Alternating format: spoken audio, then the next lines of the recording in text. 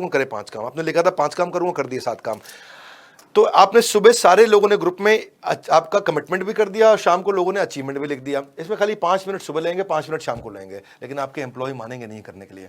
उनको लगेगा अरे कौन सा ट्रेनिंग अटेंड करके आ गए, नया काम दे दिया, 8 AM कमिटमेंट, 8 PM अचीवमेंट।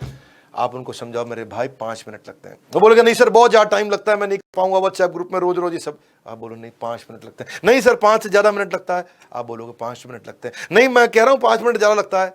अगर वो बार बार बोल रहा है ना उसको 5 मिनट ज़्यादा लगता है, तो 2 बातें हो सकती है। If it is taking more than 5 minutes, पहला either he is committing a mistake, दूसरा और he is hiding a mistake. Simple है, या तो वो कोई गलती कर रहा है या कोई गलती छुपा रहा है, तभी उसको 5 मिनट से ज़्यादा लग रहे हैं। वरना 5 ही मिनट लेंगे। और 5 मिनट अगर आपके टीम मेंबर सुबह सुबह ग्रुप के अंदर लिख दें मेरा 8 बजे सुबह या आज ये काम करेंगे और शाम को 8 बजे आज मेरा ये अचीवमेंट हो गया। सुबह उसने लिखा आज मैं 1 लाख रुपए की सेल करूंगा और शाम को लिख दिया उसने आज 1,20,000 रुपए की सेल हो गई। सबने ग्रुप में देख लिया यार ये आदमी जो है ना राम, ये बड़ा जबरदस्त है यार, है ये रोज कमिटमेंट भी करता है, अचीवमेंट भी करता है। अच्छा बाकी लोग भी मोटिवेट हो जाएंगे उससे।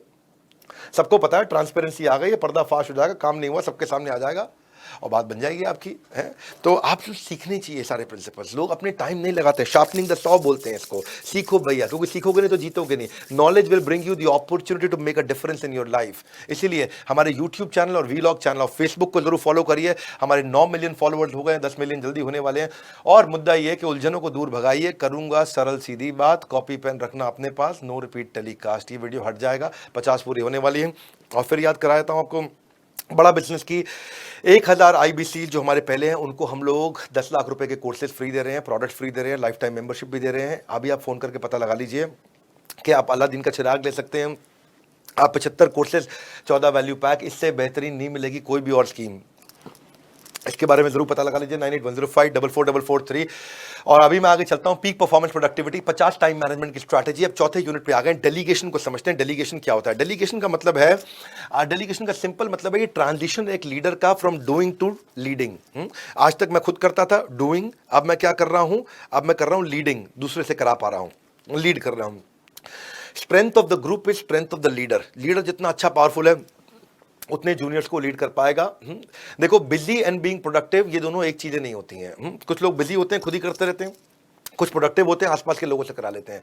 तो डेलीगेशन जो है ये गैप को ब्रिज करता है बिजीनेस से बिजनेस तक। इसको बोलते हैं बिजीनेस, भाग रहा है भाग रहा है भाग रहा है भाग रहा है, और ये है बिजनेस, भाई कमा रहा है, छाप रहा है छाप रहा है छाप रहा है, भाग रहा है कि छाप रहा है, भाग रहा है कि छाप रहा है, जल्दी बोल, भाग रहा है कि छाप रहा है, जल्दी बोल, भाग रहा है कि छाप रहा है। ये समझना है मेरी बात भैया। जब आप डेलीगेट करते हो तो आप लोगों को एम्पावर करते हो और अपने आप को भी एम्पावर कर देते हो, अपना टाइम को फ्री करके, और जिसपे आप क्रिटिकल टास्क पर ही फोकस करोगे। इसीलिए इसमें रितेश अग्रवाल जो ओयो के फाउंडर है वो क्या कहते हैं कि मैं हर समय कोई ऐसा आदमी ढूंढता हूं जो मेरा काम कर ले ताकि मैं कोई नया काम कर सकूं। क्या पावरफुल स्टेटमेंट है। मैं हर समय कोई ऐसा आदमी ढूंढता हूं जो मेरा काम कर ले ताकि मैं कोई नया काम कर सकूं। डेलीगेशन एक लीडर को हेल्प करता है डूइंग से लीडिंग तक पहुंचाने के लिए। लेकिन फिर भी लोग डेलीगेट करते क्यों नहीं है? इसके 7 कारण है। पहला कारण क्या है? कुछ लोग होते हैं कंट्रोल फ्रीक सिंड्रोम, उनको हर चीज कंट्रोल करनी है। और मैं बेटर कर सकता हूं जी, मैं जल्दी कर सकता हूं तो मैं ही करूंगा। हाँ। फिर दूसरे लोग होते हैं I am to busy syndrome, वो हर समय इतना बिजी है कि उनको डेलीगेट करने का भी टाइम नहीं है। और मैं बहुत बिजी हूं जी, किसको सिखाऊंगा क्या सिखाऊंगा, जब तक वो समझेगा मैं खुद ही कर लूंगा। तीसरा होता है they are too busy syndrome, वो पहले ही बहुत बिजी है तो और क्या काम दूं उनको, मैं खुद ही कर लेता हूं। चौथा होता है फर्स्ट टाइम मैनेजर सिंड्रोम, ये पहली बार नया नया मैनेजर बना है जी, नया नया मैनेजर बनाऊं मैं, तो उसको क्या रहता है मुझे ये काम करके प्रमोशन मिली है तो मैं ये काम और करूंगा, तो वो फिर वही काम करता है। फिर होता है छठा पांचवा इनसिक्योरिटी सिंड्रोम। इसके साथ भाई के साथ अलग ही लफड़ा है। ये कहता है कि यार यही सारा काम कर लेंगे तो कहीं ये मेरी कुर्सी ना ले जाएं, ओहो ये तो गड़बड़ हो जाएगी। अगर इसको सब सिखा दिया और इसी ने कर लिया तो भाई मेरा क्या होगा, है? तो वो कुछ इंफॉर्मेशन को और लोगों को कंट्रोल में रखते हैं। ये इनसिक्योर्ड मैनेजर होते हैं। इनको इंफॉर्मेशन भी कंट्रोल में रखनी है, सब कुछ नहीं बताएंगे, सब कुछ नहीं सिखाएंगे। और फिर छठा होता है, इस चक्कर में ये डेलीगेट नहीं करते। छठे को सुनो अब, छठा क्या है? ये रिजेक्शन सिंड्रोम है। अब भैया मैं उसको बता दूंगा और उसने नहीं किया तो मेरी बेइज्जती हो जाएगी, इसलिए खुद ही कर लेता हूं। सातवां होता है लैक ऑफ ट्रस्ट सिंड्रोम। वो क्या कहता है भैया मेरे को इस पर विश्वास नहीं है, कर पाएगा, इसलिए मैं खुद ही कर लेता हूं। तो ये 7 तरह के लोग होते हैं जो किसी से काम नहीं कराना चाहते, खुद ही करने में लगे रहते हैं, और इसी चक्कर में ये बेचारे फंस जाते हैं और ये डेलीगेट नहीं कर पाते हैं। इसलिए डेलीगेशन बड़ा इंपॉर्टेंट है। 25वीं स्ट्रैटेजी, मैं 5 पॉइंट का फॉर्मूला मेरा वाला देता हूं। मैं क्या फॉर्मूला यूज करता हूं? आज मेरे ख्याल है ट्रेनिंग कंपनीज के अंदर न केवल एशिया बल्कि पूरे वर्ल्ड के अंदर इतना बड़ा टीम साइज, इतने सारे ऑफिस, इस लेवल का रेवेन्यू लीड करने वाली बिजनेस ट्रेनिंग कंपनी शायद पूरी दुनिया में हम अकेले ही हैं। और मैं कैसे कर पाया, मेरी सफलता के राज क्या है, मेरे 5 स्टेप जो मैंने शुरू से आज तक फॉलो किए। पहला स्टेप क्या है, मैं हमेशा सही लोगों को हायर करता हूं, टॉप क्लास लोगों को हायर करता हूं, दैट स्टेप 1। हाँ, उसके बाद सेकंड, ए कैटेगरी आदमी, बी कैटेगरी नहीं चाहिए, सी कैटेगरी नहीं चाहिए, leadership A category, top class आदमी। सेकंड स्टेप, अब वो लीडर आ गया, वो ए कैटेगरी है, सॉलिड है, बुद्धिमान है, अब उसके साथ बैठ करके को क्रिएट करेंगे, बताओ भैया कहां पे जाना है, क्या स्टेप्स लेंगे, कैसे वहां पहुंचेंगे।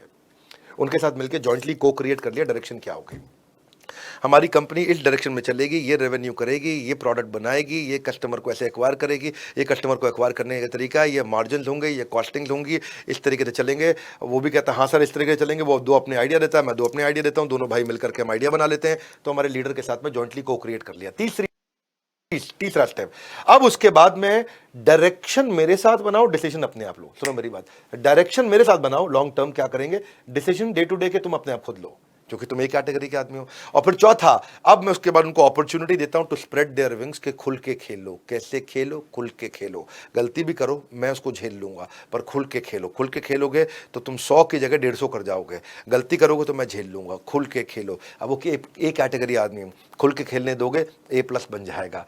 सी कैटेगरी आदमी को खुल के मत खेलने देना, ए कैटेगरी वाले को खुल के खेलने दो, गेम चेंज करेगा। और इसके बाद मेरा 5वां स्टेप क्या है, ये काम करने के पीछे मैं कॉम्पनसेशन लगा देता हूं बहुत अच्छी, सैलरी भी अच्छी, ईसॉप भी अच्छा, इंसेंटिव भी अच्छे। बढ़िया सैलरी दो, बढ़िया शेयर होल्डिंग दो, बढ़िया इंसेंटिव दो। अब देखो उसके बाद, अब मुझे उसके बाद कुछ नहीं करना है, मैं वहां से फ्री हो गया और अब मैं नए प्रोजेक्ट में घुसता हूं और जहां से मैं नया रेवेन्यू स्ट्रीम क्रिएट करता हूं। तो ये थी माई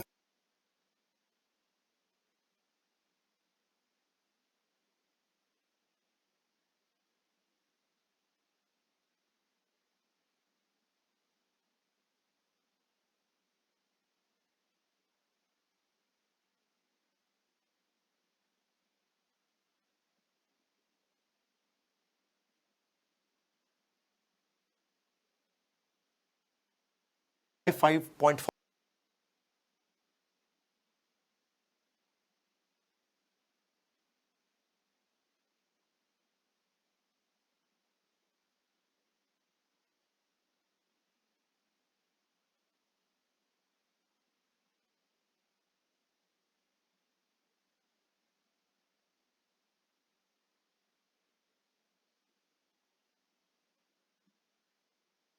फॉर्मूला ऑफ डेलीगेशन। इससे आपको बहुत सीखने को मिलेगा। When you delegate the task, you see basically क्या है, when you delegate task you will create follower, but when you delegate authority you will create leaders. तो टास्क के साथ, रिस्पॉन्सिबिलिटी के साथ अथॉरिटी भी दे दो, लीडर क्रिएट कर दोगे। डेलीगेशन जो है ना, वो चीज़ है कि आप मेरे बिहाफ पे, मैं किसी और को काम करने देता हूं, लेकिन मैं आपको रूल दे दूं भैया। रूल क्या है डेलीगेशन का, अगर कोई आदमी 70-80% तक भी ठीक कर दे, आपके मुकाबले 70-80% भी कर दे, तो डेलीगेट कर दो। अब तुम मत करना, उसी को करने दो, ये रूल है। वरना life is too short to do everything by your own self.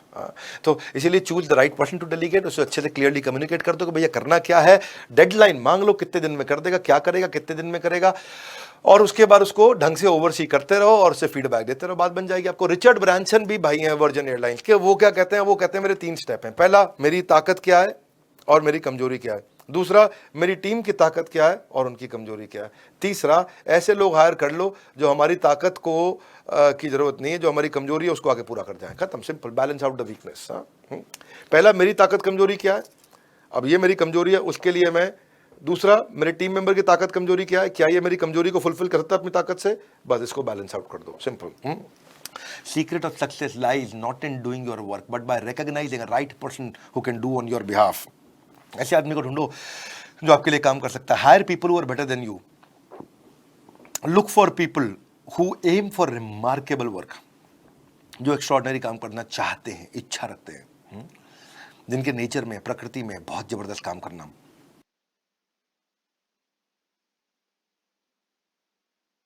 Analysis करना चाहिए, अपने आप से पूछना चाहिए कि मैं जिसको काम दे रहा हूं उसके पास नॉलेज और स्किल है भी कि नहीं है।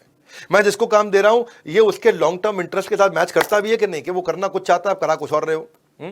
मैं जिसको काम दे रहा हूं क्या उसके पास और काम करने का समय भी है कि नहीं है? मैं जिसको काम दे रहा हूं क्या इससे मुझे उसकी बाकी की रिस्पॉन्सिबिलिटी तो नहीं हिलानी पड़ेगी? वो प्रैक्टिकल चीजें हैं मेरे भाई, मैं कोई थ्योरी नहीं पकड़ाता, आपको प्रैक्टिकल सिखाता हूं, ये मेरा काम है। Ability to delegate begins with believing in the potential of your people. विश्वास करो उन पे, वो कर पाएंगे, और उनके साथ में आर्टिकुलेट करो भाई हमारे को ये फाइनल आउटकम चाहिए। अच्छा, कभी कभी क्या होगा, जब आपने काम दिया और वो कहेंगे सर मुझसे नहीं हुआ, जरा आप कर दोगे क्या? इसको बोलते हैं अपवर्ड डेलीगेशन, वो वापस आपको पकड़ा देगा काम। तो उसको अलाउ मत करो कि काम आपको वापस दे, बजाय इसके उससे पूछो भाई आपका क्या सुझाव है, इसे कैसे कर सकते हैं? आप नहीं कर पाए कोई बात नहीं, कुछ सोल्यूशन रेकमेंड करो मुझे, कुछ आइडियाज दो, तो इससे उसका ब्रेन डेवलप होगा। उससे सामने उसके साथ कमिटमेंट बिल्ड कर लो और उसको फाइनेंशियल रिवॉर्ड दो। अगर वो करे उसको कुछ एक्स्ट्रा पैसा दो, उसको फ्यूचर की अपॉर्चुनिटी दिखाओ और उसको इनफॉर्मल रिकॉग्निशन भी दो, उसको कोई रिवॉर्ड दो, कोई ट्रॉफी दो, कोई मेडल दो। और जब आप ये करोगे, देखो, being able to do everything in business does not necessarily mean that you should do everything in business. तू सारे काम कर सकता है इसका मतलब ये नहीं कि तू सारे काम करेगा। तुम्हें सारे काम आते हैं इसका मतलब ये नहीं कि तुम सारे काम करोगे। मेरे को भी सारे डिपार्टमेंट के काम आते हैं लगभग मेरी कंपनी में, लेकिन मैं क्या सारे काम करता हूं? नहीं। यही तो मुद्दा है भैया, यही मुद्दा है। अगली स्ट्रैटेजी है सर्कमस्टेंशियल लेवल ऑफ डेलीगेशन। ये कौन सी? इसको बोलते हैं सिचुएशनल लीडरशिप। परिस्थिति के हिसाब से डेलीगेट करेंगे। एक लेवल होता है लो डेलीगेशन हाई कंट्रोल, कि मतलब थोड़ा डेलीगेट करूंगा और बहुत कंट्रोल करूंगा। ये उनके साथ करना पड़ता है जो जिसने जो कोई काम पहली बार कर रहा हो। जैसे समझो किसी को आपने गाड़ी चलाने को दी और वो नई नई गाड़ी चलानी सीखा है, तो उसको बहुत ज़्यादा गाड़ी चलाने को मत दो, थोड़ा बहुत दो, और जब दे भी रहे हो तो बिल्कुल ऑब्जर्वेशन में रखो, साथ में किसी को बिठा के रखो। यानी कि लो डेलीगेशन हाई कंट्रोल, पूरा कंट्रोल में रखो साथ में। फिर आता है लेवल 2, वो गाड़ी काफ़ी दिन से चला रहा है, तो मॉडरेट डेलीगेशन मॉडरेट कंट्रोल। थोड़ा डेलीगेट करते रहो और थोड़ा ही कंट्रोल रखो, क्योंकि उसके बाद कुछ एक्सपीरियंस है वो कर लेगा, लेकिन रिव्यू और गाइड करते रहना उसको। फिर तीसरा आता है हाई डेलीगेशन लो कंट्रोल। ये एक्सपर्ट लोग हैं, मास्टर लोग हैं, इनको डेलीगेट कर दो, कंट्रोल करने की जरूरत नहीं, अपने आप करके आ जाएंगे। तो अलग अलग परिस्थिति में कब कितना डेलीगेट करना है ये आपको आना चाहिए। फॉर एग्जाम्पल, ये वीडियो बना है, इस वीडियो बनाने में अगर कोई मेरा बहुत एक्सपर्ट आदमी है, लेवल 3 कैटेगरी का आदमी है, तो मैंने पूरा वीडियो दे दिया, उसको डेलीगेट कर दिया, भाई आप वीडियो बना दो, और मैं उसे कंट्रोल भी नहीं कर रहा हूं, अपने आप काम होकर पूरा वीडियो बना करके उसने दे दिया, और हम एकदम पब्लिश भी कर देंगे वीडियो को, चैलेंज भी नहीं आएगा। लेकिन अगर बिल्कुल नया लड़का है तो उसको थोड़ा वीडियो का पीस देंगे, पूरा 10 मिनट का वीडियो नहीं देंगे, 2 मिनट का देंगे, और साथ में बैठ के चेक भी करेंगे ठीक कर रहा है कि नहीं कर रहा। स्टेज के हिसाब से होता है। If you want to do few small things right, do it yourself, लेकिन if you want to do great things you should learn to delegate कि मैं करूं कैसे इसको। Leading is also about letting go, not holding on. सारे काम नहीं करने, होल्ड नहीं करना, नहीं तो फिर आप कमाओगे अपने एम्प्लॉयज को तनख्वाह देने के लिए, है कि नहीं है। अगला स्ट्रैटेजी है जॉब शैडोइंग। जॉब शैडोइंग का मतलब क्या हुआ कि मैं काम कर रहा हूं और साथ में बिठा रहा हूं उसको, ताकि वो भी सीख जाए।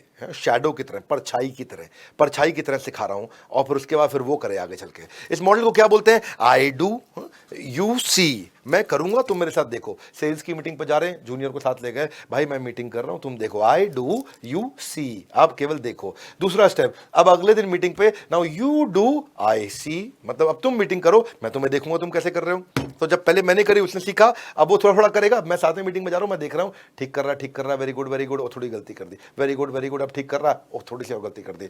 तो उसे बाहर आके कमरे से फिर सिखा दिया, भैया तुमने 8 चीजें ठीक करी, ये 2 गलती करी, इनको ठीक करना है आगे से। उसके बाद क्या हुआ, जब यू डू आई सी हो गया काफी ज्यादा, अब आता है अब आप करो काम, लेकिन मेरे को हाथ के हाथ रोज शाम को रिपोर्ट करो, यानी कि यू डू रिपोर्ट इमीडिएटली।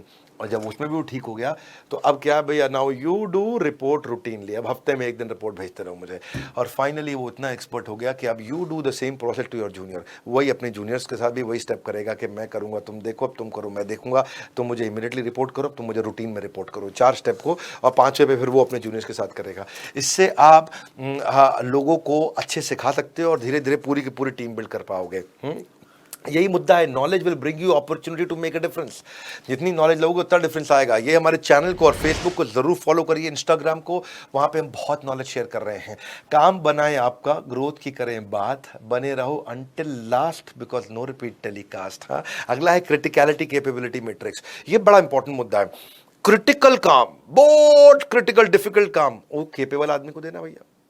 कई बार लोग गलती क्या कर देते हैं, क्रिटिकल काम को लेस केपेबल आदमी को दे देते हैं, हैवॉक हो जाएगा।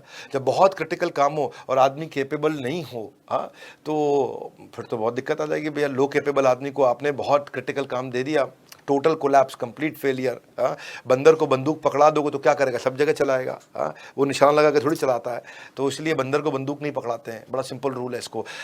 तो इसके बाद क्या काम होता है देखो, जैसे पता है क्या है, कई बार लोग क्या करते हैं कि लो क्रिटिकल काम हाई कैपेबल आदमी को देते हैं। वाइस प्रेसिडेंट लेवल के आदमी को बोल दिया भाई प्रिंट आउट निकाल ला। अब वाइस प्रेसिडेंट प्रिंट आउट निकालने का काम थोड़ी करे, अरे घर की बात है, आपस की बात है, वो ले भी आएगा, आपको बुरा भी नहीं मानेगा, मना भी नहीं करेगा। लाला जी हैं हमारे साथ प्रेम है, लाला जी के साथ प्रिंट आउट मैं ही ले आता हूँ, चाय मैं ही पिला देता हूँ। लेकिन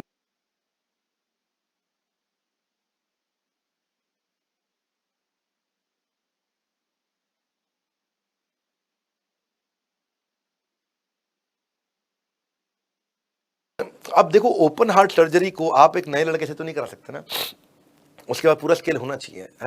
और असली लीडर वो है जो केपेबल भी है और क्रिटिकल रोल भी संभाल रहा है, वो फिर हाई क्रिटिकल थिंकिंग है, वो ऑर्गेनाइजेशन लीडर बनता है। और कुछ रोल ऐसे होते हैं जिसमें आपको ना कैपेबिलिटी चाहिए ना क्रिटिकलिटी है। ब्लू कॉलर जॉब हो गया, जैसे चौकीदार का काम हो गया, बहुत क्रिटिकल अगर नहीं है, बैठना है उसने, एंट्री करनी है, तो आपको 15,000 18,000 रुपये महीने वाला आदमी आराम चल जाएगा, बैठे करता रहेगा। ना क्रिटिकल है ना केपेबल है, कोई समस्या नहीं है। इनको 4 हिस्सों में डिवाइड करिए कि आप कैसे करेंगे। 4 क्वाड्रेंट मैंने आपको दिखाए, चारों क्वाड्रेंट को आप समझिए और तभी इसको लेकर के आइए। और अगली स्ट्रैटेजी है who's got the monkey technique. ये मंकी टेक्निक कहते हैं ना, get the monkey off my back. हाँ, ये क्या रहता है, कभी कभार आप डेलीगेट करते हो, अपनी टीम को कुछ काम समझाते हो कि भाई तुम करो, मेरे लिए करो, और आप कहीं बड़ी मीटिंग में निकल रहे हो, सिचुएशन बता रहा हूं, आप मीटिंग में निकल रहे हो और वो अचानक आता है, सर 1 मिनट। हाँ जी सर 1 मिनट, थोड़ा हेल्प चाहिए था। क्या हेल्प चाहिए था सर? आपने एक काम दिया था, हमसे हो नहीं पा रहा है, अब क्या आप कर सकते हो सर इसमें हमारे साथ बैठ के? अब होता क्या है ऐसी सिचुएशन में ना, कई बार बेचारा एंटरप्रेन्योर खुद ही काम करता रह जाता है और एम्प्लॉयज के लिए तनख्वाह कमाने में लगा रह जाता है। तो इसका मतलब हो गया monkey off his back comes as monkey on your back. मतलब आप जो बेचारे को उसको काम दिया था, वो काम आपके सर पे आ गया है। और ऐसे मंकी ऑन योर बैक को आप कैसे रिड्यूस कर सकते हो, उसको आप ढंग से डेलीगेट करके रिड्यूस कर सकते हो। मैं एक उदाहरण दे देता हूं, अगर आपके साथ कोई ऐसा करे कि सर आप थोड़ा बैठ के हमारे साथ करा दो, सर आप इस काम को कर लो, तो आप उसको बोलिए can you come up with a solution and I will come and see you again. कि आप कोई सोल्यूशन भी लेके आओ, केवल प्रॉब्लम मत लेके आओ, आप कुछ आइडियाज भी लेके आओ। अब आपने वापस उसको दिया, वो सोल्यूशन लेके आएगा, आइडियाज लेके आएगा और इवॉल्व करेगा और रिस्पॉन्सिबल हो जाएगा और उससे चीज़ें इंप्रूव करेंगी। ऐसा करने से आप एनकरेज कर रहे हो कि वो भी नए स्किल लेगा और सारा काम आपके सर पे आने से भी थोड़ा कम हो जाएगा। 31वीं strategy, delegation is also outsourcing. आप डेलीगेट कर सकते हो to gain advantage. Pepsi company की पेप्सी से बाहर, यानी कि यूएस से बाहर, दुनिया की दूसरा सबसे बड़ा बॉटलिंग प्लांट इंडिया में है और उस कंपनी को चलाता है वरुण बेवरेजेस। वरुण पेप्सी के लिए, पेप्सी कंपनी के लिए, पेप्सी की बोतलों में पेप्सी भरता है, बनाता है और डिस्ट्रीब्यूशन नेटवर्क से सारे रिटेलर्स तक पहुंचाता है। ये वरुण बेवरेजेस का काम है। फायदा क्या हुआ, अब पेप्सी इन्वेस्ट कर सकता है मार्केटिंग और सेल्स में, और मैन्युफैक्चरिंग डिस्ट्रीब्यूशन वरुण बेवरेजेस कर लेता है पेप्सी के बिहाफ पे। अब पेप्सी को करना ही नहीं, पेप्सी खाली टीवी पे ऐड करता रहा, तो यही है राइट चॉइस बेबी। आहा,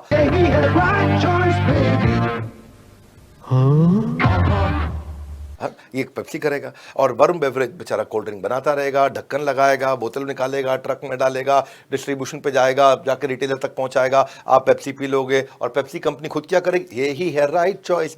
तो ये क्या हो गया, डेलीगेशन हो गया। आप आउटसोर्स भी कर सकते हो, है कि नहीं। अलीबाबा प्लेटफॉर्म का होता है, होस्टिंग के इशूज होते हैं, वेब डिजाइनिंग, कोडिंग, वो सब करने की जरूरत ही नहीं है। ग्राफिक के साथ मुझे अच्छी चीज़ क्या लगी कि भाई जूम वगैरह अगर आप 3,000 या 1,000 से ज़्यादा लोगों तो पेड कर देता है। ग्राफिक के लिए 1,000 लोगों, 3,000 हो, 5,000 हो, 10,000 हो, 50,000 हो, या मेरा वर्ल्ड रिकॉर्ड हो, फ्री करता है वो। और डैशबोर्ड पर सब दिखा भी देता है कितने लोग आए। मेरे पास आपका ईमेल एड्रेस भी आ गया है और मेरे पास आपके फ़ोन नंबर भी आ गया है, मैं आपसे भी इंटरैक्ट कर सकता हूँ उसी बहाने। एनालिटिकल सपोर्ट दे देता है और ग्राफी चार्ज नहीं करता है। ग्राफी कहता है जब आप कमाओगे तब पे करना। तो वो चीज़ अच्छी लगी। एक एजुकेटर जो है टीचर प्रेन्योर भी बन सकता है इस तरीके से। तो मैंने आउटसोर्स किया उनको। ऐसे ही अगली स्ट्रैटेजी है अनलॉक योर टाइम स्ट्रैटेजी। अपने टाइम को कैसे अनलॉक करें। मैं Naukri.com की केस स्टडी देता हूँ उसमें। संजीव बिखचंदानी ये एक कंपनी में नौकरी किया करते थे और वहाँ पे सबके सब लोग मैगजीन का इंतजार करते थे उसके आखिरी पेज पढ़ने के लिए कि कौन सी नई नौकरी आई है। सारे एम्प्लॉय लगे रहते थे कि भाई मैगजीन के आखिरी पेज पे चेक करूँ, अगली नई नौकरी कौन सी आई, नई नौकरी कौन सी आई। नहीं, वो पूरी मैगजीन नहीं पढ़ते थे, खाली आखिरी के पेज में नई नौकरी के बारे में ढूंढते रहते थे। उनको लगा ये एक बहुत बड़ी रिक्वायरमेंट है और इस रिक्वायरमेंट में मैं एक प्रोडक्ट बनाता हूँ। तो उन्होंने Naukri.com बनाया और धीरे धीरे उन्होंने 70% मार्केट शेयर भी जॉब लिस्टिंग मार्केट के अंदर कैप्चर कर लिया। Naukri.com बहुत बड़ी हुई, कई कॉम्पिटिटर आए, टाइम्स जॉब्स भी आया, मॉन्स्टर भी आया, सबको पछाड़ दिया नौकरी ने। नौकरी अच्छी मार्केट एस्टैब्लिश हुई, स्टॉक मार्केट में गया, लिस्ट किया और आज हाई वैल्यू प्रोडक्ट है वहां पे। लेकिन उससे बाहर निकलने के लिए बिगचंदानी ने क्या किया, उन्होंने हितेश ओबरॉय को सीईओ हायर कर लिया और सीईओ हायर करने के बाद वो और प्रोडक्ट में लगे, बड़े बड़े इन्वेस्टर बन गए। जोमेटो में उन्होंने काफी पैसा इन्वेस्ट किया, मैट्रिमोनी.com, शिक्षा.com। और ये उनकी स्ट्रैटेजी क्या थी, वो ऑपरेशनल रोल से अपने टाइम को अनलॉक कर सके, वहां से बाहर निकल सके, इसीलिए उन्होंने सीईओ हायर किया। तो ये आपको तरीके ढूंढने हैं कि आप अपने टाइम को कैसे यूटिलाइज करें और प्रोडक्टिविटी परफॉर्मेंस कैसे बढ़ाएं ताकि आप बड़े काम कर सकें। 33वीं स्ट्रैटेजी है management by absence. Management by absence क्या होता है कि मैं नहीं रहूं और फिर भी मैनेजमेंट चलती रहे, मेरा टाइम बच जाए, मेरे कम टाइम का इस्तेमाल हो, उसी को बोलते हैं टाइम मैनेजमेंट, और मैनेजमेंट अच्छी चल जाए, इसको बोलते हैं आइडियल एमबीए। आई मतलब इंटीग्रेशन, जो दो डिपार्टमेंट एक जैसा काम कर रहे हो उनको जोड़ दो, इंटीग्रेट कर दो तो कम टाइम लगेगा। डी का मतलब है डेलीगेशन। डेलीगेशन मैं आपको समझा ही चुका हूं, जूनियर से काम कराना, जो मेरे करने की जरूरत ना पड़े और कोई जूनियर कर ले। ई मतलब एलिमिनेशन। हर कंपनी में कुछ ना कुछ छोटे मोटे ऐसे काम होते हैं जो कि इतने प्रोडक्टिव नहीं होते हैं, जिससे बड़ा रेवेन्यू जनरेट नहीं होता, जिससे कोई कॉस्ट भी कम नहीं होती और जिससे कस्टमर सेटिस्फाई भी नहीं होता। ऐसे डिपार्टमेंट को एलिमिनेट कर दो, ऐसे डिपार्टमेंट की कोई जरूरत नहीं है। Eliminate what is not needed in the company. ए मतलब ऑटोमेशन। टेक्नोलॉजी नेवर स्लीप्स, मैंने पहले ही बताया, टेक्नोलॉजी बिल्ड करो और चीजों को ऑटोमेट कर दो, उससे भी आपका टाइम बचत होगा। एल मतलब लिबरेशन, यानी कि आउटसोर्स कर दो, जो काम कोई और अच्छे से कर सकता है वो उससे करा लो, कम कॉस्ट पे करा लो, एफिशिएंटली करा लो, इससे भी आपका टाइम बचता है। So integration, delegation, elimination, automation, liberation, ideal, IDEAL, ये सब आपके टाइम को बचाते हैं, इसलिए मैंने टाइम मैनेजमेंट टेक्निक में इस मॉडल को लिया। 34वीं स्ट्रैटेजी राशि मैट्रिक्स। जब भी कोई काम करो अपना राशि जरूर डिफाइन कर लो, यानी कि रिस्पॉन्सिबल कौन है, आर, हाँ, करेगा कौन, ए मतलब अकाउंटेबल, करेगा ये लेकिन जिम्मेदारी इसकी है, करेगा रामलाल लेकिन जिम्मेदारी घनश्याम लाल की है, रामलाल को काम दिया है लेकिन अगर काम नहीं हुआ तो कॉलर घनश्याम लाल का पकड़ा जाएगा। सी मतलब कंसल्टेड, अगर कहीं फंस जाओगे तो किससे सलाह लोगे, कंसल्ट किसको करोगे, सब्जेक्ट मैटर एक्सपर्ट कौन है, पुराना कौन है, वो है चमन लाल। चमन लाल 30 साल से काम कर रहा है, अगर आपको कहीं फंस जाओ तो चमन लाल से फोन पर बात कर लो, सर करना कैसे है। और आई मतलब इन्फॉर्म्ड, ये एक सीनियर बॉस होता है जो करता कुछ नहीं है, उसको खाली इन्फॉर्म करना होता है ताकि वो ट्रैक करता रहे भाई काम हो रहा है नहीं हो रहा, जब क्राइसिस आएगा तो एंटर करेगा। ये बड़ा अच्छा मैट्रिक्स है, राशि मैट्रिक्स। इस मैट्रिक्स को करने से आपकी चीजें इंप्लीमेंट हो जाएंगी, एग्जीक्यूट हो जाएंगी, आपके टाइम की बचत हो जाएगी। हमेशा कोई भी प्रोजेक्ट को रिस्पॉन्सिबल, अकाउंटेबल, कंसल्टेड और इन्फॉर्म्ड, ये 4 आदमी डिफाइन कर दो, आपका मैट्रिक्स अच्छे से चल जाएगा। तो इसीलिए मैं हमेशा कहता हूं सीखो, सीखने से बात बनेगी। Learning never exhaust the mind, कभी मन थकता नहीं है अगर आप ढंग से लर्न करना जानते हो। बड़ा बड़ा बिजनेस करें नॉलेज का broadcast, don't miss the opportunity because no repeat telecast. अब बस थोड़ी देर की और है बात, नो रिपीट टेलीकास्ट, जुड़े रहना मेरे साथ, नो रिपीट टेलीकास्ट, और तेज चलूंगा। और फाइनली आपको फिर से याद दिलाता हूं मैं, अगर कल को अच्छा बनाना है तो आज कुछ अच्छा कर लीजिए। 1000 IBCs को हम लोग ये 10 लाख रुपए के कोर्सेज फ्री दे रहे हैं इस समय, क्योंकि हमने IBC 4.0 लॉन्च किया है और केवल 1000 कस्टमर को 75 कोर्सेज, सारे स्पेशलाइज कोर्सेज, अपना रिपोजिटरी पूरी की पूरी, अलादीन का चिराग, ये सब चीजें 10 लाख रुपए की सर्विसेज हम फ्री ऑफ कॉस्ट दे रहे हैं। बोर्ड लाइन नंबर है, बीच में आप उनको फोन भी कर सकते हो, बाद में कर सकते हो। वेबिनार खत्म होने के बाद एक काम और कर लेना, पिछली बार मैंने 50 लोगों को कोर्स फ्री दिया था, तो वो क्या करना आपको,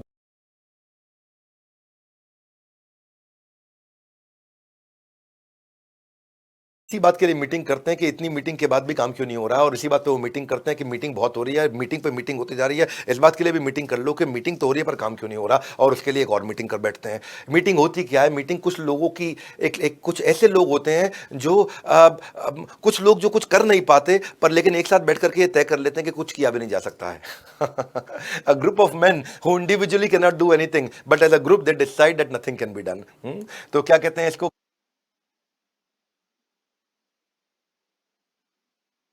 हो जाते हैं। एक छोटी सी केस स्टडी देता हूं। 2 बिजनेसमैन थे, एक्सपोर्टर, दिल्ली में काम करते, दिल्ली के पास एक छोटे शहर में बल्लभगढ़ के अंदर। दोनों वहां कपड़ा बनाते थे और एक लोकेशन को दिया करते थे कपड़ा। तो श्यामलाल का 50 के पास भी 7 आदमी थे, घनश्याम लाल के पास भी 7 आदमी थे। श्यामलाल के पास 50% मार्केट शेयर था, घनश्याम लाल के पास 50% मार्केट शेयर था। दोनों 10-10 करोड़ का काम किया करते थे। श्यामलाल अच्छा कर ही रहे थे, लेकिन घनश्याम लाल किसी एक्सपर्ट से मिले, उसने कहा घनश्याम लाल 50% पे क्यों हो भाई, बढ़िया टीम हायर करके लेके आओ, तुम्हारे जो 7 आदमी है सीनियर 7 आदमी लेके आओ, तुम्हारा मार्केट शेयर बढ़ जाएगा। घनश्याम लाल बोला अच्छा ऐसा, सीनियर आदमी ले आता हूं। तो घनश्याम लाल सीनियर आदमी हायर करके ले आया। 1 साल बीता, 1 साल बीतने के बाद श्यामलाल जिसने नए लोग हायर नहीं किए उसका तो बिजनेस बढ़ गया, वो 75% पे चला गया। और घनश्याम लाल जो सीनियर आदमी हायर करके लाया था उसका बिजनेस हो गया 25%। बोला क्या चक्कर है, क्या चक्कर है, क्या चक्कर है। तो पता किया, और पता किया तो समझ में आया कि भाई श्यामलाल के पास में 6 वर्कर 1 मैनेजर था, और इसके पास में 1 वर्कर 6 मैनेजर थे। यानी कि 6 मैनेजर मिलकर के 1 वर्कर से काम करा रहे थे।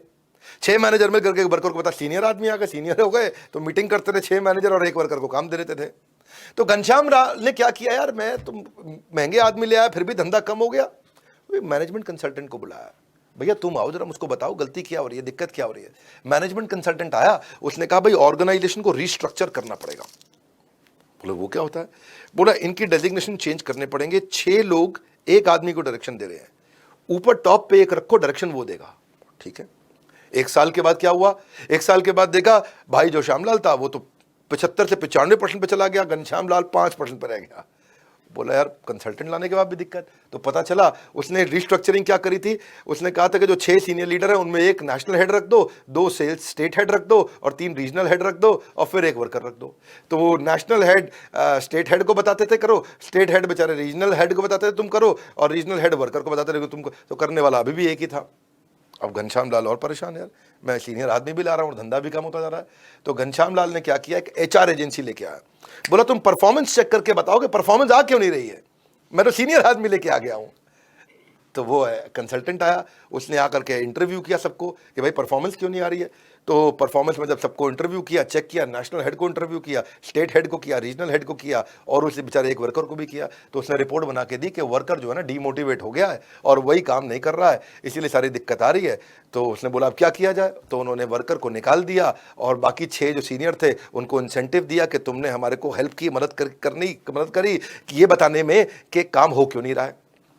अब देखो यही लफड़ा है कि आदमी जो है मीटिंग पे मीटिंग करता रहता है, बात करने वाले लोग बहुत आते हैं और काम होता नहीं है। काम करना है भैया, काम करना है। मैं आपको अगली स्ट्रैटेजी से समझाता हूँ और उसके बाद बताऊंगा मीटिंग करनी कैसे चाहिए। अगली स्ट्रैटेजी मैं दे रहा हूँ आपको इंडियन आर्मी की, माई आवर्स टेक्निक बोलते हैं इसको। माई आवर टेक्निक, अपने आवर्स को ढंग से इवेल्युएट करो, कैलकुलेट करो। आप ना मैनेज नहीं कर सकते उसको जिसको आप मेजर नहीं कर सकते, तो अपने आवर्स को मेजर करना चाहिए। आपको टाइम ट्रैकर रखना है, एक्यूरेट स्टैटिस्टिक्स रखना है। If you want to be more productive you need to master your minutes. अपने मिनट्स को मास्टर करो कि आप कितना समय किस चीज पे लगा रहे हो। मैं आपको ना अपना एक्सपीरियंस बताता हूं। मैं हिसार गया कैंटोनमेंट में एक बार ट्रेनिंग करने के लिए। वहां बहुत सारे कर्नल्स, ब्रिगेडियर्स, जनरल्स सब थे जिनको मुझे ट्रेनिंग करने जाना था लीडरशिप पे।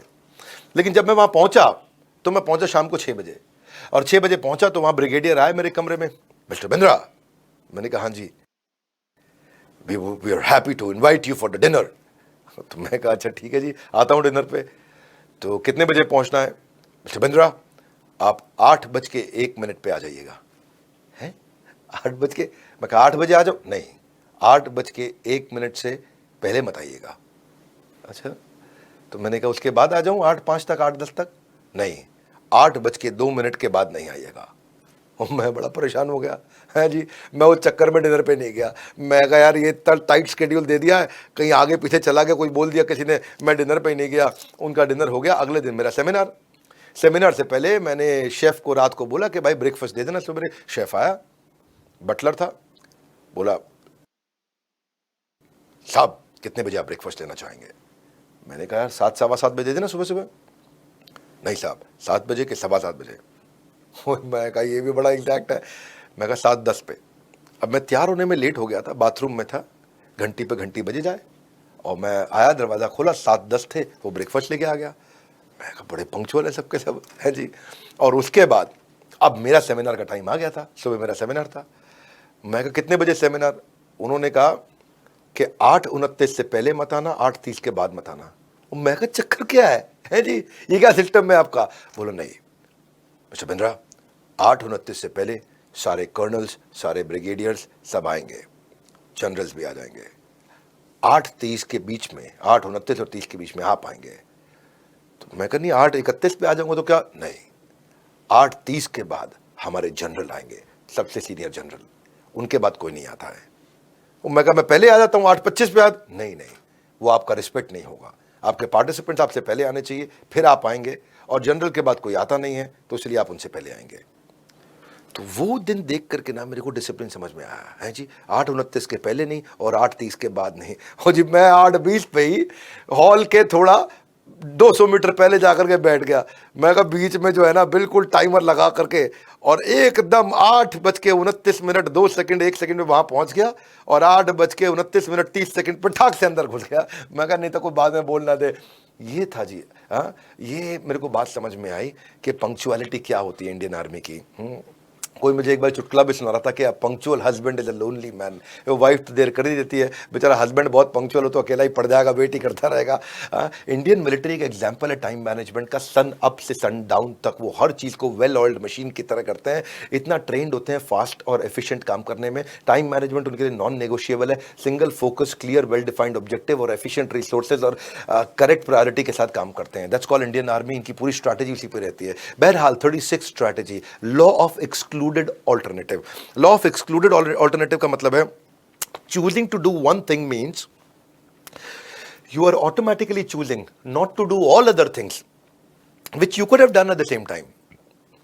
अगर आपने डिसाइड किया आप ये काम करेंगे, इसका मतलब आपने ये भी डिसाइड किया कि आप ये 10 काम नहीं करेंगे क्योंकि आप ये एक काम कर रहे हैं, जिसको बोलते हैं लॉ ऑफ एक्सक्लूडेड ऑल्टरनेटिव। क्या मतलब हुआ कि आप people should come out and see what a valuable meeting it was. इतना फोकस्ड होकर के एक काम करना चाहिए, क्योंकि आपने बहुत सारे काम उसके चक्कर में छोड़े हैं।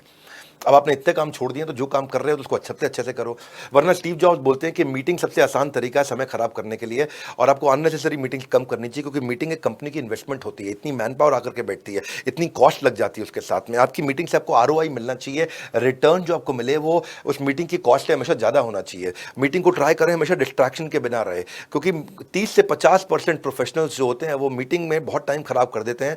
और अदरवाइज क्या, कभी कोई ड्रॉप इन कर जाता है, मीटिंग के बीच में टाइम वेस्ट होता है। कमिटी मीटिंग हो रही है, रिक्रूटमेंट इंटरव्यू हो रहा है, ब्रेनस्टॉर्मिंग मीटिंग हो रही है, रिव्यू की मीटिंग हो रही है, क्राइसिस मैनेजमेंट की मीटिंग हो रही है, कॉन्फ्रेंस की मीटिंग हो रही है। तो रिसर्चर कहते हैं कि 45% टाइम आप अपनी बेकार की मीटिंग्स को अवॉइड भी कर सकते थे, जो कि अनप्रोडक्टिव हो जाती है आपके लिए। अब इसको करना कैसे, इसको ऑप्टिमाइज कैसे करना, अगली स्ट्रैटेजी में समझते हैं। ROI and CBA of meeting, return on investment और cost benefit analysis of meeting. आप कोई भी मीटिंग कर रहे हो, उस मीटिंग से पहले देखो कितने लोग बैठ रहे हैं। अगर 10 लोग बैठ रहे हैं तो उनकी पर आवर कॉस्ट कैलकुलेट कर लो।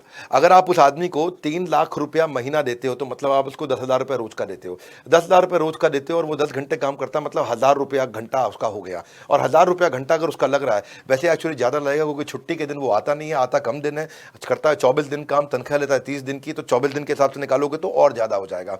अगर वो 1,500 रुपया घंटा ले रहा है और 10 लोग बैठ रहे हैं तो आपका 1 घंटे के 15,000 रुपये लग गए। अब उस 15,000 रुपये से आपने 75,000 रुपये कमाई कि नहीं कमाई, ये देखना चाहिए आपको। क्योंकि वो अगर यहाँ नहीं बैठते और जाके काम करते तो शायद 15,000 रुपए की कॉस्ट पे वो 30, 40, 50,000 रुपए आपको कमा के दे देते। अब आपने उनके वो काम को रोका और यहां बिठाया, तो आपको उससे ज्यादा आउटकम निकालना चाहिए। क्या वो एक्सपेंस जस्टिफाइड है कि नहीं है, उस आरओआई मीटिंग से सक्सेसफुल प्रोडक्टिव निकल रही है कि नहीं निकल रही। आपकी मीटिंग हमेशा ज्यादा वैल्यूएबल होनी चाहिए उनकी बाकी एक्टिविटीज जो अदरवाइज करते हैं, अगर वो मीटिंग में नहीं बैठते तो उसके मुकाबले। Think about your time and also the time of others. Per hour rate पे कैलकुलेट करो और देखो कि अगर ये मीटिंग में नहीं बैठते तो कितने रुपए का काम कर देते, मीटिंग में बैठ रहे हैं तो कितने रुपए का काम निकाल लूंगा। वरना ज्यादातर मीटिंग में लैक ऑफ पार्टिसिपेशन के चक्कर में या लेट शुरू होने के चक्कर में, साइड में आजू बाजू आलतू फालतू बात करने के चक्कर में मीटिंग खराब हो जाती है, टाइम वेस्ट हो जाता है। कई बार अनक्लियर एजेंडा हो इसलिए भी टाइम वेस्ट होता है, कई बार आर्ग्यूमेंट्स होते हैं, टाइम वेस्ट हो जाते हैं, कोई लोग लेट आते हैं बीच में, उनके चक्कर में बहुत टाइम वेस्ट होता है, उनको दोबारा समझाओ। कभी कभार मीटिंग के लिए हम प्रिपेयर्ड ही नहीं होते, उस चक्कर में बहुत टाइम वेस्ट हो जाता है। कभी कभार मीटिंग का कंट्रोल ही लूज हो जाता है, बात हो रही थी कुछ, अब होनी शुरू हो जाती है कुछ। कभी कभार हम लोग टॉपिक से ही भटक जाते हैं और हम किसी कंक्लूजन पे नहीं पहुंचते, या किसी ऐसे आदमी को बिठा देते हैं जिसकी मीटिंग में कोई जरूरत नहीं, उसका पूरा ही टाइम वेस्ट होता है। ऐसा करके अगर मीटिंग बहुत अच्छी भी हो तो 60 मिनट में से, 1 घंटे की मीटिंग में 60 मिनट में से 12 मिनट तो वेस्ट होंगे ही होंगे, अंदर जाने में, बाहर आने में, और एक दूसरे को गुड मॉर्निंग गुड आफ्टरनून करने में, कुर्सी में बैठ के एडजस्ट होने में, इधर उधर सेटल होने में। 60 में 12 मिनट तो वैसे ही वेस्ट होते ही होते हैं। तो अब करें क्या, आप करिए ये कि आप मीटिंग मैनेजमेंट स्किल को सीखिए, अपने आप को इवैल्यूएट करिए। मेरी 38वीं स्ट्रैटेजी, मीटिंग मैनेजमेंट स्किल क्या होते हैं, पहले चेक करो कि भैया इस मीटिंग को अटेंड करने की कॉस्ट क्या है, इसका बेनिफिट क्या है, इस मीटिंग क्या ये एडिक्वेटली मैंने प्लान करी है कि नहीं करी, क्या मीटिंग 1 घंटे की थी 2 घंटे तो नहीं हो गई है, क्या मीटिंग वर्थवाइल कंट्रीब्यूट कर रहा है इस ऑर्गेनाइजेशन को, नहीं, क्या मीटिंग में सबके सब लोग कंट्रीब्यूट कर रहे हैं या खाली 4 लोग बात कर रहे हैं और बाकी 8 लोग फालतू आकर के बैठे हुए हैं, क्या मीटिंग अपने एजेंडा पे थी या एजेंडा से बाहर चली गई है, क्या मीटिंग बार बार अपने एजेंडा से हट जाती है, या फिर मीटिंग को मैं कुछ कम कर सकता हूं, या मीटिंग आधी हो सकती थी क्या? अच्छा, लेट कमर जो है ना, उनके लिए तो बड़ा स्ट्रांग नियम रख लो, एक बार स्ट्रांग नियम रख लो, उनको वापस भेज दो या उनको धमका दो या डांट दो, अगली बार से लोग लेट नहीं आएंगे। जैसे ही मीटिंग शुरू होती है दरवाजा बंद कर देना चाहिए, लेट कमर को अलाउ ही नहीं करना चाहिए, अगली बार अपने आप ठीक हो जाएगा। नहीं तो एडजस्टमेंट, रेपिटेशन, उनके एक्सप्लेनेशन के चक्कर में 10-20% टाइम और वेस्ट हो जाता है। वो आकर के नई कुर्सी ढूंढेगा, आकर के अपनी जगह बनाएगा, पूछेगा, आजू बाजू बात करेगा क्या क्या बात हो गई करके।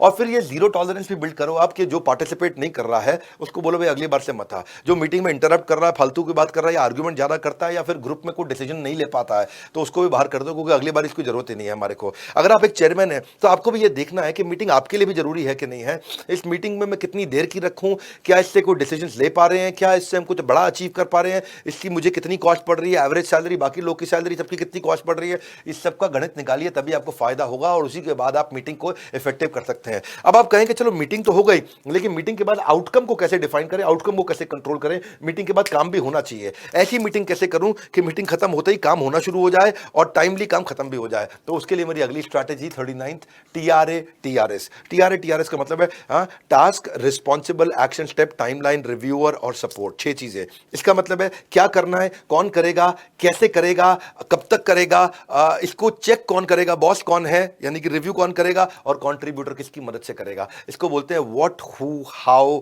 बाय, व्हेन, और इसका बॉस कौन है यानी कि रिव्यूअर कौन है, और सपोर्ट कौन करेगा, कंट्रीब्यूटर कौन है। अगर आप ये 6 चीजें लिख दोगे कि कौन करेगा, क्या करेगा, कब करेगा, कैसे करेगा, किसकी मदद से करेगा, उसको चेक कौन करेगा, और आपने 6 चीजें लिख दी तो काम होने शुरू हो जाएंगे, काम आगे चल पड़ेंगे। कई बार क्या रहता है, मीटिंग में हो सब बैठे और हमने मीटिंग में समझ भी ली हाँ ये करेंगे, हाँ करेंगे, जान लगा देंगे, हम सब करेंगे, सब पूरी कंपनी मिलकर करेगी। बाहर निकलने के बाद लोग क्या बोलते हैं, मैं जरा चाय पी के आता हूं, तू संभाल लियो। अब पता ही नहीं चला करेगा कौन काम। तो हर एक मीटिंग में आप नाम बड़ी क्लियरली लिख दीजिए कि जब आपके पास task, responsible, action step, timeline, reviewer और सपोर्ट, ये 6 चीजें होंगी तो काम अपने आप होने लग जाएंगे, क्योंकि रिव्यूअर उसको रिव्यू करेगा, एक्शन स्टेप्स जो पहले डिफाइन हो गए उनके हिसाब से ही काम होगा, जो आदमी रिस्पॉन्सिबल है उसके नाम पे प्रश्न कर लिया जाएगा, अगर वो काम रिस्पॉन्सिबल आदमी नहीं कर पा रहा तो सपोर्टर अपने आप अंदर आकर के मदद करके चला जाएगा।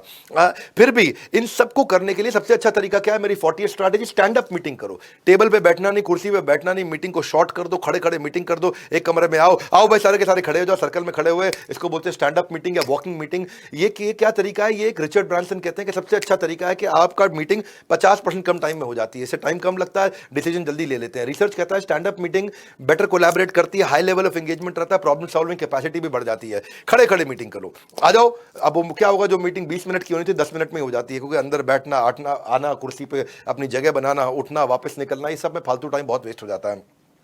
और अदरवाइज रिसर्च के हिसाब से 34% तो कम से कम समय आपका बचता ही बचता है। अगर 50% नहीं बचता तो 34% कम से कम बचेगा स्टैंड अप मीटिंग में। आगे चलते हैं। एक और चीज है कि मीटिंग्स तो ठीक है, लेकिन मीटिंग्स के बाद कई डॉक्यूमेंट्स बन जाते हैं, कहीं मेल्स आती हैं, कहीं आपको सबको भी स्टडी करना है, तो उसके लिए है 3D टेक्निक 41। मतलब इसमें 3 D होते हैं, document, deal with it, delete it. हाँ, या तो कोई आपका पेपर आया, आपको आगे जरूरत पड़ेगी उसको डॉक्यूमेंट कर दो, जिसपे अभी डिसीजन लेना उससे डील कर लो, और जो जिसकी आपको जरूरत नहीं है, लगता है यार बहुत ट्रिवियल बेकार की चीज, उसको डिलीट कर दो, पर डिसीजन जरूर ले लो। Otherwise if you keep dealing with lot of pieces of paper, बहुत सारे पीस ऑफ पेपर रहेंगे और कोई डिसीजन नहीं लोगे, then you will continue wasting your time। इसको इनबॉक्स जीरो टेक्निक भी बोलते हैं कि अपने ईमेल के इनबॉक्स को हमेशा जीरो करते चले जाओ, ये आपको बहुत मदद करेगा हमेशा। बहरहाल आगे चलते हैं कि इसको अच्छा करने के लिए एक और तरीका क्या है, टेक्नोलॉजी यूज करो, डिसीजन ऑटोमेटेड मेथड। इसको क्या बोलते हैं, ये because technology never sleep, TNS। आपकी जो ज़्यादा से ज़्यादा चीज़ें उनको पेपर पे मत लेके आओ, टेक्नोलॉजी पे ले आओ। आपका टैक्स है, बिलिंग है, ऑर्डर मैनेजमेंट है, सेल्स फोरकास्टिंग है, रिपोर्ट जनरेशन है, डेटा एनालिसिस है। मैंने अपनी कंपनी बड़ा बिजनेस में हर प्रॉब्लम को सॉल्व करने के लिए टेक्नोलॉजी इंप्लीमेंट करी है। कि मैं लीड मैनेजमेंट कैसे होगा, कंप्लायंस है, हमारे को बजट बनाने हैं, कोई मार्केटिंग का कैंपेन है, परफॉर्मेंस को इवैल्यूएट करना है, इनवॉइसेस बनेंगे, किसी की छुट्टियां हैं, कौन छुट्टी ले रहा है, कितनी छुट्टी ले रहा है। अब हर एक आदमी से पूछ थोड़ी सकते हो कितनी छुट्टी लिया तू, अरे बहुत छुट्टी मार रहा है भैया, क्या चक्कर है तेरा। तो ये सब करने की जरूरत नहीं है, सब टेक्नोलॉजी पे हो जाना चाहिए। अप्रेजल टेक्नोलॉजी पे हो जाना चाहिए कि अगर तुम्हारी रेटिंग 3 स्टार है तो मैं 10% तनख्वाह बढ़ेगी, 4 स्टार है 15% तनख्वाह बढ़ेगी, और तुम्हारी रेटिंग 5 में से 5 यानी कि 5 स्टार है तो 20% तनख्वाह बढ़ेगी। और अगर तुम्हारे को प्रमोशन भी मिला है तो 20 + 5 तुम्हारी 25% तनख्वाह बढ़ेगी। और अगर तुम आउटस्टैंडिंग टॉप 5% एम्प्लॉइज में से हो तो तुम्हारी तनख्वाह 30% बढ़ेगी। अब मॉडल सेट हो गया, अप्रेजल बिल्कुल सेट हो गया। रिक्रूटमेंट को, एम्प्लॉय अटेंडेंस को, एग्जिट फॉर्मेलिटी को, कॉम्पनसेशन को, सबको जितना ऑटोमेट कर सकते सकते हो। जितनी बड़ी कंपनी होती जाए टेक्नोलॉजी बिल्ड करते चले जाओ। देखो लर्निंग के बिना अर्निंग या तो कम होगी या कभी होएगी ही नहीं। इसीलिए मैं फिर सुझाव दूंगा, हमारे फेसबुक, वीलॉग और यूट्यूब चैनल पे, इन तीनों पे हम लोग बहुत कंटेंट डालते हैं, फ्री में डालते हैं, वहां पे नया नया कंटेंट डालते हैं, उससे आप लर्न करते रहो। ज्ञान के मोती बिखर रहे हैं, लूट लो दो दो हाथ, मत रह जाओ वंचित, क्योंकि नो रिपीट टेलीकास्ट, थोड़ी देर की और है बात, बस सब तो खत्म होने वाला है। सोच विचार सब करते हैं, समझ से बनती बात बार बार नहीं बताएंगे भाई मेरी, कि हम 1000 कस्टमर को हम लोग 10 लाख रुपए के प्रोडक्ट फ्री दे रहे हैं। अगर आप इस समय आईबीसी के लिए पता करते हैं, डिले मत करिए, फोन नंबर आपके सामने है। वापस चलते हैं, peak performance productivity, time management की स्ट्रैटेजी। अब हम छठे यूनिट पे आ गए, फाइनल यूनिट, ओवरकमिंग प्रोक्रास्टिनेशन। कुछ लोग आलसी होते हैं, इतने आलसी होते हैं वो बहुत आलसी होते हैं। See you don't have to see the whole staircase. आप केवल एक एक कदम तो चलो, जहां तक रास्ता दिखते जाए वहां तक चलते जाओ, वहां के आगे का रास्ता अपने आप क्लियर होता चला जाएगा। छोटे छोटे स्टेप्स लो, प्रोक्रास्टिनेट मत करो, डिले मत करो। एक बार एक बूढ़ा आदमी मृत्यु की शैया पे पहुंच गया था, उसके सारे बच्चे, उसकी पत्नी आसपास आ गए, और बूढ़ा आदमी बोला कि अब मैं मरने वाला हूं। तो उसके बेटे आसपास थे सारे के सारे। तो उसका सबसे बड़ा बेटा बोला कि पिताजी, जाने से पहले हम प्रार्थना करेंगे कि आप हमारे को कोई ज्ञान की बात बताएं। पिता बोले, ज्ञान की बात तो मैं बताना चाहता हूं बेटा, पर मेरे पास समय कम है, मुझे कम से कम 3 से 5 घंटे और चाहिए तुम्हें ज्ञान की बात बताने के लिए। तो तुम कुछ पैसा खर्च करके मेरी उम्र 6 घंटा 5 घंटा बढ़ा सकते हो क्या?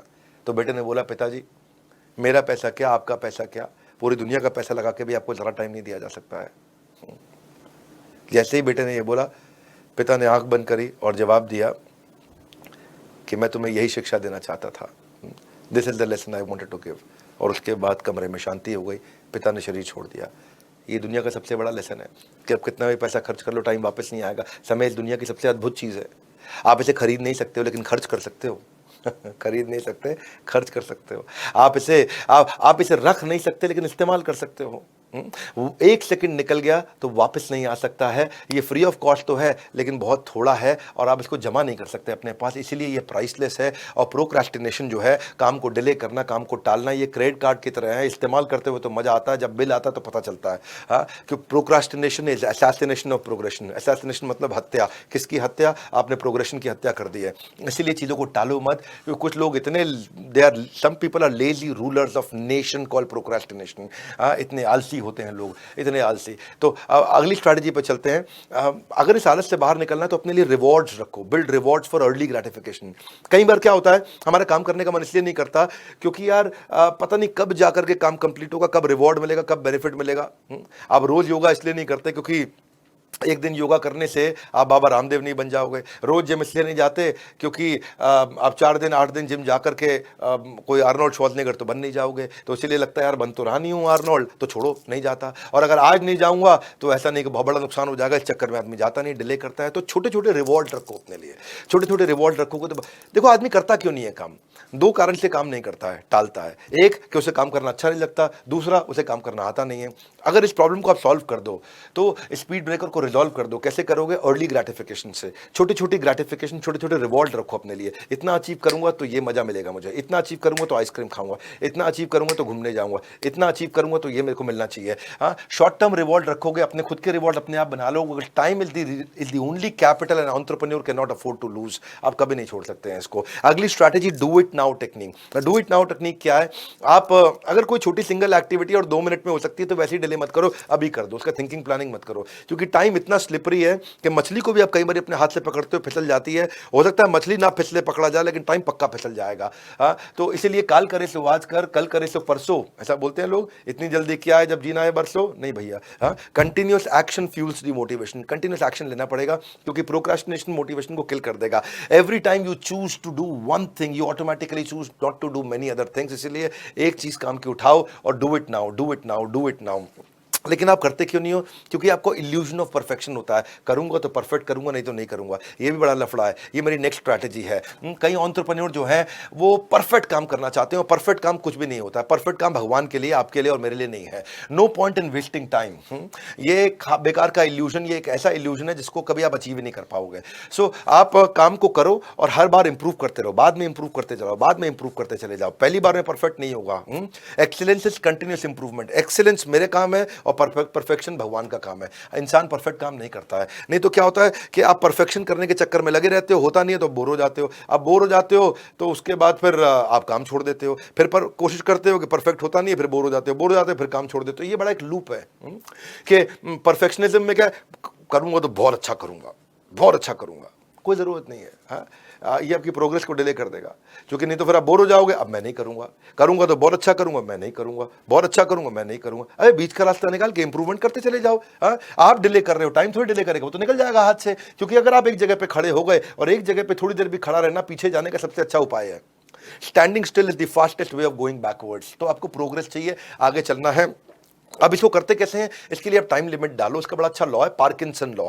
पार्किंसन लॉ का मतलब क्या है? काम उतना ही एक्सपैंड होगा जितना टाइम अवेलेबल होगा। Work expands so as to fill the time available for its completion. काम उतना ही एक्सपैंड होता, नहीं तो काम इतना फैल जाता है। अब आप 1 महीने के काम को 1 साल दे दोगे तो 1 साल में कंप्लीट नहीं होगा, 1 महीने के काम को 2 साल दे दोगे तो वो 2 साल में भी कंप्लीट नहीं होगा।